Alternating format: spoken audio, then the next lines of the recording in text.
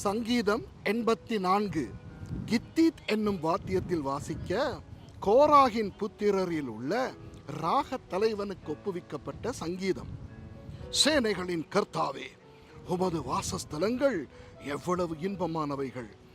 என் ஆத்துமா கர்த்தருடைய ஆலய பிரகாரங்களின் மேல் வாஞ்சையும் தவனமுமாயிருக்கிறது.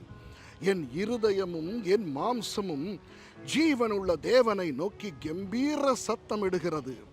என் ராஜாவும் என் தேவனும் ஆகிய சேனைகளின் கர்த்தாவே, உம்முடைய பீடங்கள் அண்டையில் அடைக்கலான் குருவிக்கு வீடும் தகைவிலான் குருவிக்கு தன் குஞ்சுகளை வைக்கும் கூடும் கிடைத்ததே.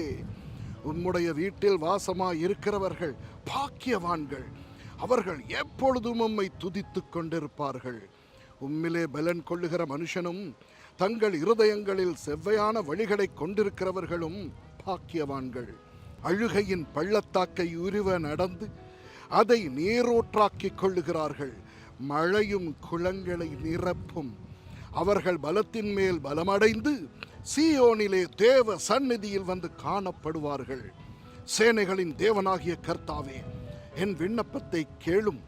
யாக்கோபின் தேவனே, செவி கொடும். எங்கள் கேடகமாகிய தேவனே, கண்ணோக்கமாயிரும். நீர் அபிஷேகம் பண்ணினவரின் முகத்தை பாரும். 1000 நாளை பார்க்கிலும் உமது பிரகாரங்களில் செல்லும் ஒரே நாள் நல்லது. ஆகாமிய கூடாரங்களில் வாசமாயிருப்பதை பார்க்கிலும் என் தேவனுடைய ஆலயத்தின் வாசற்படியில் காத்திருப்பதையே தெரிந்து கொள்ளுவேன்.